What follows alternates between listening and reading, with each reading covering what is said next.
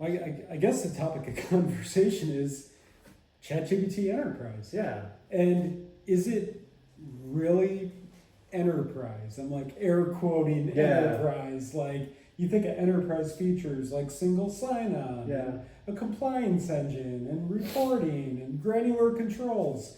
And is it that, or is it more of just like a marketing? I think it's the foundation that Yeah. you need to build an enterprise platform. Yeah. So while ChatGPT Enterprise itself doesn't give you those things you just talked about, although single sign-on, I think it does. I think you can get SAML with... You can get federated single sign-on. Yeah, with ChatGPT Enterprise. But all of the other things, what they do unlock for you is the ability to have another tool, API in, to do the things that you talked about. So out of the box, it doesn't come with anything like that. You have to either build or introduce some third-party tool in order to accomplish all of those things. Got it. So yeah, I mean, I don't want to come across as saying it's not safe. I mean, it's safe. They got SOC 2 compliance, and they're making a promise to protect your data, not train their models with your data. But I guess specifically, like we serve hedge funds. Yeah. I guess the real question is it enough of a solution for a hedge fund? And I would argue, no, it isn't. I guess that's the main question. It's the start of a solution, but you need more. So Yeah. here's my argument, and just to do the devil's advocate thing. Okay. If you got an email solution that was compliant or that supported compliance, so when you get Exchange, even Exchange Online, it doesn't come with everything you need to do compliance. You still need some outsourced compliance tool.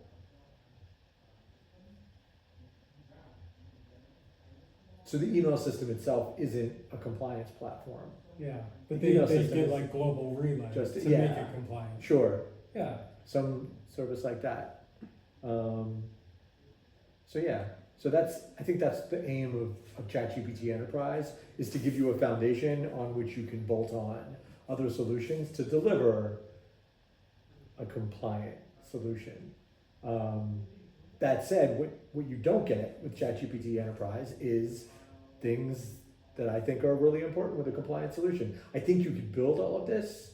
If you were interested in building it, I think you could build it all. But things like immutable audit trail. So when the person asks something of the AI, and then the AI asks something of a data source, having information about end to end in an audit, like an immutable, like a worm drive or something, some kind of a thing where you feel confident that the data hasn't changed. Yeah.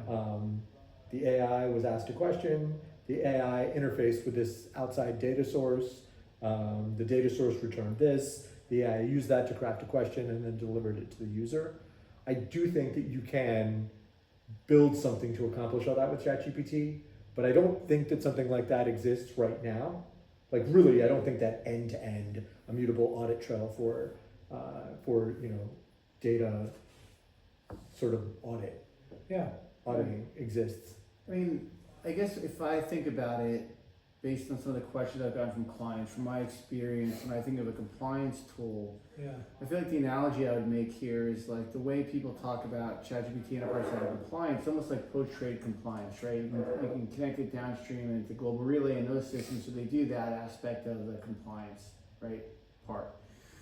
But I think of compliance, there's like different stages, right? There's, what compliance is running as you're entering the chat. That's almost like a pre-trade compliance kind of thing, right? And I keep putting it into like, investment trading terms, right? But I feel like even with the stuff you can build onto it, I don't know how you interject your own compliance into the chat to put your own compliance frameworks into there, right? And then, I just think about like the user experience for a compliance person, right? They're gonna come in like, I'm not a super tech person and all the immutable stuff. I understand what you were saying, but I think a compliance person wanted to come in and be able to kind of audit people's chats, right? If there's some sort of thing that happens, they're getting investigated, how can they go in there and look for Chris Hobbick's chat history? How can they search for certain things? Like, to me, it's not clear how even a third-party tool can integrate, because you're so integrated into that whole workflow and that process. I don't know, maybe I'm missing something, but do you see like in their design, that framework they have there, like where something like that could be implemented? I think that something like that could be implemented, but I don't think that it has been clearly implemented yet. I think there's products like Global Relay that are kind of checking the box on ChatGPT message compliance. What I think is missing that product like Audition AI introduces is that framework for creating a compliance framework, like for adhering to your company's policies. What I think is missing from that entire thing is that ability of saying, is this question even a question that I want to allow my people to ask? I don't think you're getting that. Like so like the compliance, the pre-trade compliance where it just stops the conversation from continuing. You're bringing up a really good point. So it's like Global Relay with email. It's just capturing a record. It's just a It's record. after the fact. Like But it's not blocking you from like sending an email. Yes. So that's like part of, that's really compliance in a nutshell. It's Sure. one thing to have, to be able to audit it, but it's another thing to like prevent something from happening. Yeah. Like dropping in, I don't know, confidential client data or whatever. Yeah. Yeah. So I know that is possible actually with Anthropic provides a pre-message event hook that you can intercept. So you can have, when you use the Anthropic API, a pre-message event hook can go back to your, self-hosted solution that you built to say, will I even allow this message to go through?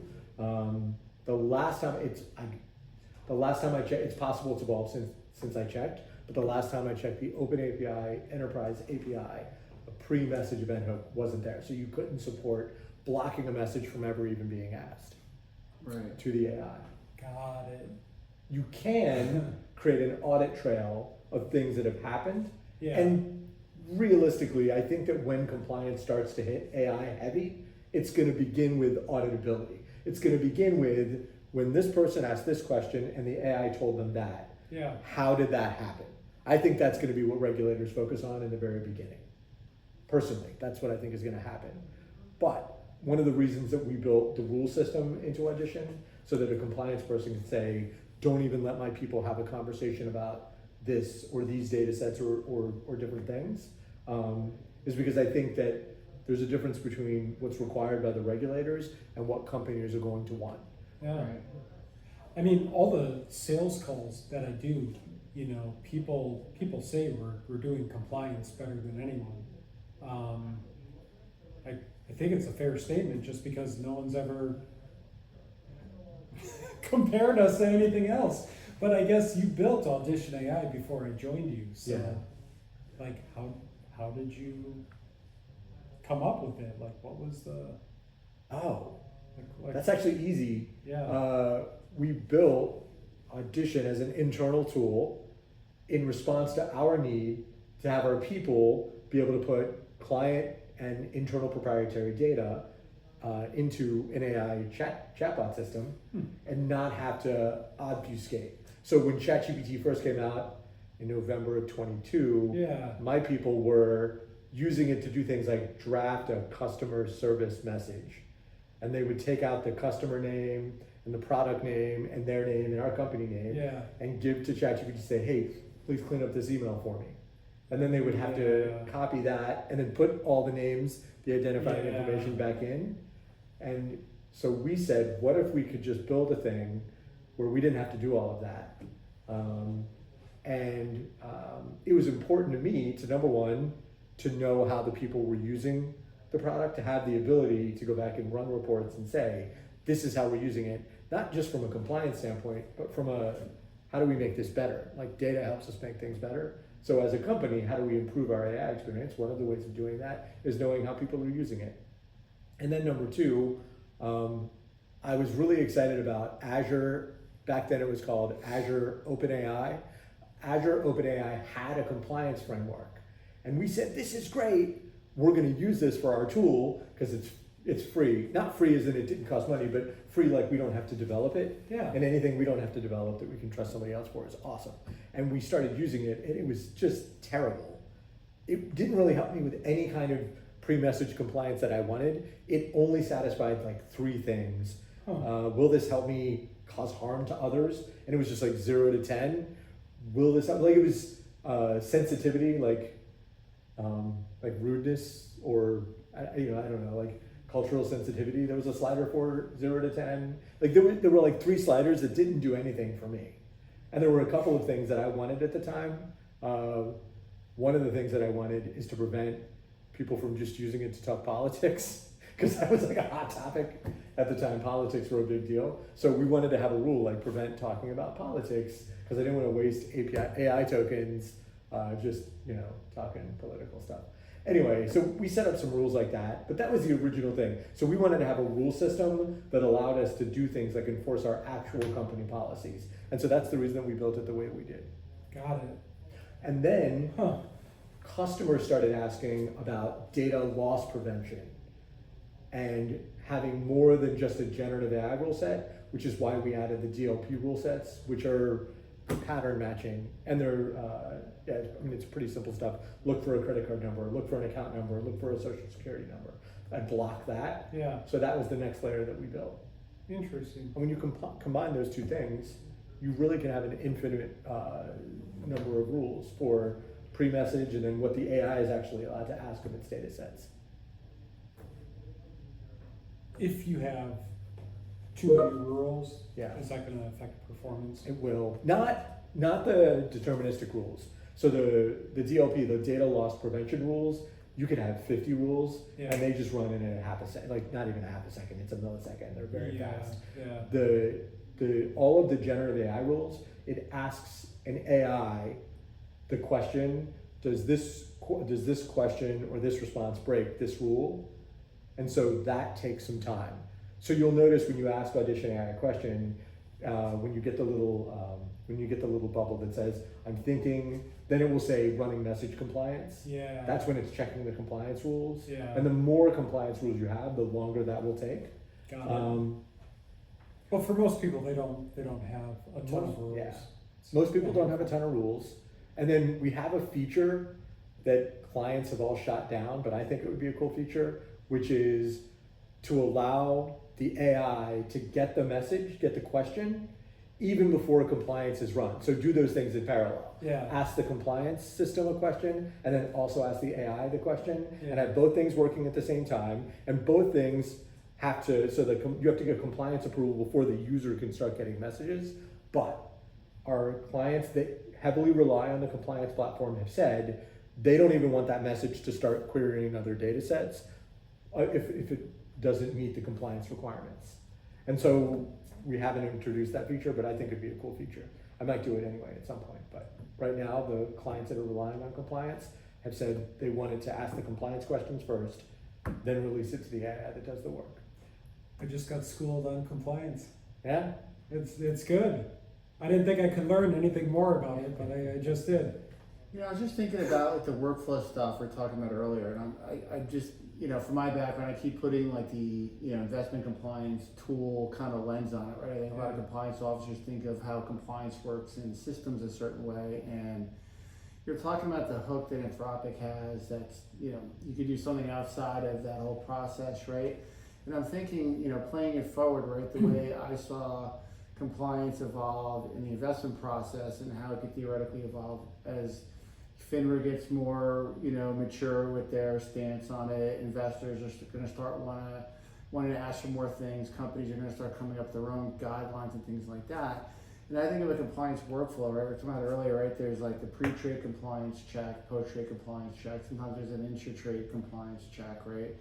We talked about that a little bit. But then there's like the process for the compliance officer, right? So oftentimes they'll have, hey, when this compliance rule gets triggered, stop dead in the water, right? Yeah. And that's, it'll notify the compliance person that's happened. But there's softer versions of these rule implementations, right? There's like, hey, at this level, if there's a potential breach, just give somebody a warning like, hey, you're doing something that may or may not be in or out of compliance, but they can keep going, right? Another level might be, hey, you know what, you can do this, but you got to put a note in and explain why you're doing this for a reporting perspective. So I can see the compliance frameworks getting more and more robust, right? And I think what you were saying earlier is that if we get to that stage of compliance, and I personally think that inevitably we're going to get there, that you're going to see clients that are using these tools are going to have to pay for a ChatGPT Enterprise, and then they're going to have a third-party system that's going to have to manage that whole compliance process for just validating rules and monitoring. But if they want to look at chats, they want to do some of these other things that you're talking about. So they're going to like swivel a chair for the compliance officer, looking at 2 different systems or maybe 3 to get the clear picture on their compliance story within AI. Is that kind of, am I understanding that correctly? I think that's fair. I don't think we know yet how it's going to play out, but I think what you described might be a big part of it. Where I think that companies have started to deliver value is, again, companies like Global Relay that have a connector to ChatGPT Enterprise that give you some kind of a compliance view. You get that view. What I think they're missing is the rule-based system. I haven't seen anybody else that really has latched on and provided that. Right. So I think you end up with 3 systems. I think you end up with ChatGPT Enterprise, then some kind of a compliance rule system, and then the message archive that provides you with your post-message visibility. So yes, I think you end up with 3 different things. Unless somebody like Global Relay builds a rule system and then makes it part of their platform. Or with Audition AI, you get all 3 of those things in one package. Right. Like our goal with Audition AI is to deliver one, because everything that Audition AI does, you could build yourself using Azure AI Foundry. You could do it. If you invested 50,000 developer hours into building the chatbot and the multi-agent thing, like all of it, you can build this on your own, and it'd probably be a lot less, if you used AI today, it'd be a lot less work than that. But you're still talking about thousands of hours to build your own company solution and then something that you have to maintain. Yeah. We haven't delivered anything that isn't possible on top of existing frameworks, but our goal was to deliver something that checks all the boxes and just allows you to turn it on. Say, I'm going to use this, turn it on, and then the next day, your whole team has an AI solution that works for you today and also grows with you into the future. I got to go off point a little bit. I think we sort of talked a lot about compliance. Yeah. But the point of this conversation is ChatGPT Enterprise really enterprise? And I think the short answer is yes, but it's like, yes, but you would have to connect a third-party tool, and you need other things, and you would have to do this, and you'd have to do that. And if you add it all together, it starts to look like this sort of enterprise-esque engine. Sure. Using the actual product, I think most enterprise products deliver something, like a very specific outcome. You buy a CRM or an ERP. After you configure it a little bit, it's like, it's doing something.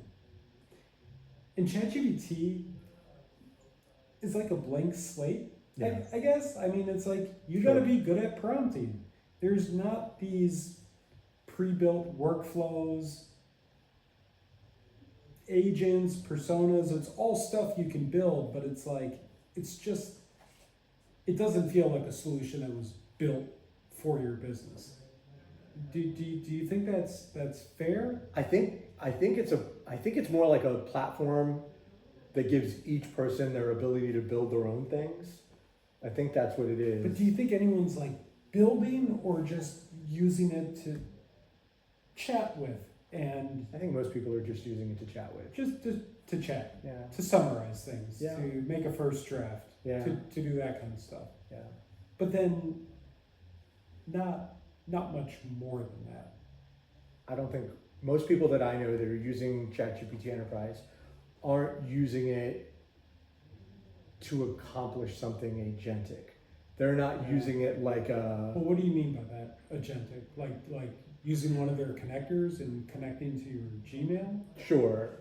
I think a lot of people do connect it to their Gmail and whatnot. Yeah. I think a lot of people build their own GPTs, and then, a GPT connected to their own data could give them something interesting. I mean, you can accomplish some really cool things. I just think most people are not. I think most companies that get ChatGPT Enterprise give it to everybody, and then most people in the company use it to summarize things. And I think that's it. I think it's mostly content search and summarization right now. But I don't think people are using it to, go through all of these documents and extract data points from them and inject them into a database and then provide me with a report. I don't think most people are doing those sort of workflows. Right. Which I think technically is possible in ChatGPT Enterprise. I just think it's a lot of work to get it done. I think there's value in that, right? Every user getting these tools and achieving sure, some basic productivity, right? And I think it's just, where you're at in your journey, and you get to a certain point in your AI journey where it's like you need a little bit more, right? You want to go a little bit deeper. And I think it's really, is ChatGPT Enterprise, right? Like is it an enterprise tool, and how far can it get you, right? Is it a tool you're going to grow into? So final word, do you think ChatGPT Enterprise is by itself an enterprise solution? I would say no. Okay. Not by itself. Okay. I would say from an end user point of view, Yeah. I don't see any difference than my ChatGPT Plus account. And I don't know, maybe I've just worked in tech for a long time. And sales, but like enterprise has like a very like definitive definition of what that is. And I guess my takeaway is it feels like a little marketing ploy to call it enterprise. But I totally appreciate that you can like bolt on what you need. Bolt on what you need to make it enterprise. Do you think of it as an enterprise product on its own? On its own, if the definition of enterprise, the way you guys describe it, is a standalone product that can deliver all the benefits of an enterprise solution, no. But I think for companies that are earlier in their journey, they want something on people's desktop. It's safer than using the personal tools, right? Like, I think, it solves it solves a problem in the first step of their journey, right? But I think people are going to outgrow it really quickly once they really get in there and start working with it and really discover the limitations and things like that. Right. I also think the costs, to me, the main thing is that I think a lot of people make the assumption I'm going to get ChatGPT Enterprise and then I'm done. And there are a lot of extra things that you have to consider if you want to deliver an enterprise solution to your enterprise. And ChatGPT Enterprise is it turns on features that allow you to keep spending. So it's not a solution all by itself. It's a solution that allows you to pay more money for other solutions. But I've seen a lot of SaaS companies where enterprise just means turning on SSO and SAML. I've seen, that seems to be the marker for a lot of companies delivering enterprise. So by the definition that I've seen for enterprise, I'm not saying it's the right one, but what I've seen other companies define their enterprise tier as, I think it qualifies as enterprise. I just think there's a misunderstanding in the marketplace that enterprise means this is everything I need, and there needs to be a lot more on top of it to get you what you need as an enterprise. The compliance and the data protection and the logging and auditing and all of those kinds of things. Yeah. I have a theory. Sure. Prove me wrong. So 9 months ago, my conversations kind of went like with, are you guys using AI or are you using ChatGPT? And it's like, honestly, we need to figure out our AI strategy. And then 6 months ago, it was, all right, our AI strategy is to come up with an AI committee. Yeah. And it's like, got it. And now you fast forward to today, and the AI committee hasn't made a decision. So I've had a few people say, we're just going with ChatGPT Enterprise for now.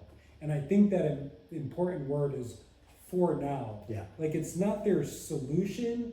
It's almost like we were tasked with making a decision as an AI committee and we couldn't make a decision. So ChatGPT Enterprise seems like the safe choice for now. Yeah. Do you think that's fair, that this sort of adoption is really like you said, it's a good first step.